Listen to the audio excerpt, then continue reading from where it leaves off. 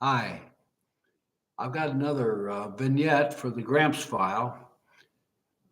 It was uh, just about 10 years ago in May of 2011, and I was in the prep room getting ready to undergo the open heart surgery, the quintuple bypass. And I'd already had a preliminary drug and so forth.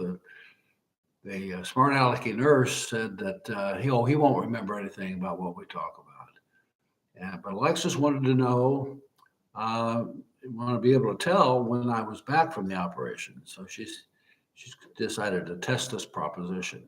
So she said, "What is your favorite philosopher?" And I said, without thinking, I said, Henri Bergson. Now, why I picked an obscure philosopher like that, I had no idea, but that's what came to my mind. And we went ahead and did the operation. And after I came out, Alexa said, "Who's your favorite philosopher?" I said, Henri Bergson. So she knew I was back. Uh, I thought about that recently, and I think I now understand why Henri Bergson was my choice in those circumstances.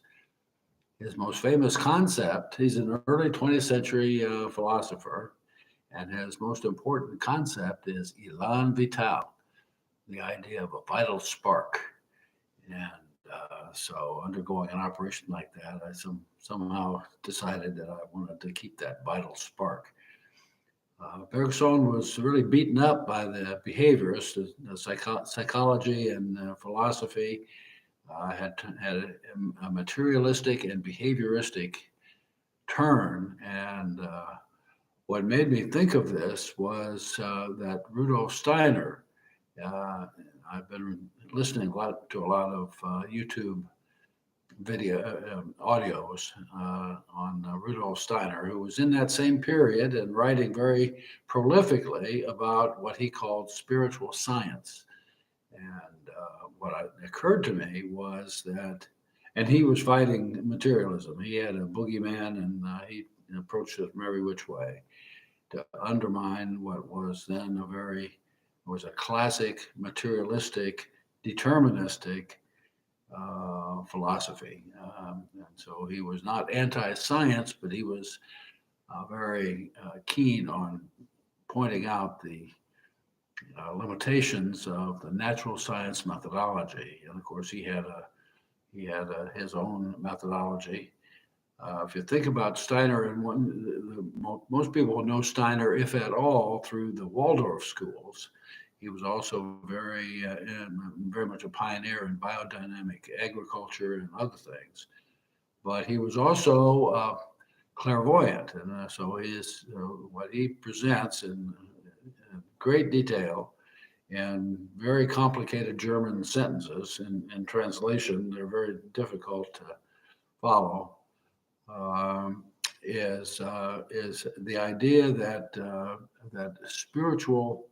there's a spiritual world underlying the natural world, and preceding it.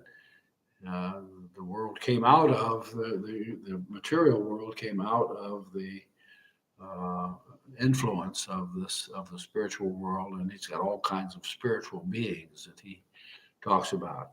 He emphasizes that he's not talking about he's not talking in theory, and he's not talking in some woo-woo mystical sense. There's nothing mystical about this. This is he still wants to deal in facts, the facts that he has gleaned from an incredible clairvoyant journey. And he was a peripatetic polymath. He was into all kinds of fields, and he's a very interesting character for that reason. Uh, but what is particularly interesting is that in certain aspects, his notion of the underlying spirit, which is manifested through consciousness in human beings, is actually perhaps prior to and fundamental to our bodily experience. Rupert Sheldrake, for example, thinks that consciousness is not in the brain, memories either. but we access it, according to Sheldrake, through something called morphic resonance. The brain is a receiver and not generator of our conscious thoughts, feelings, and willful attitude activities.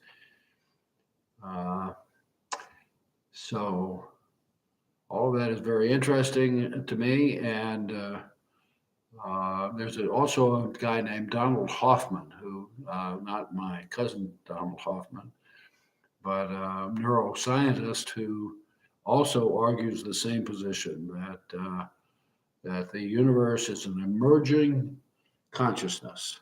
And so I've seen a variety of videos making this kind of argument. Okay, well, that's my Elan Vital. Elan Vital, baby. It's a big idea and one worth holding on to. So thanks to Henri Bergson.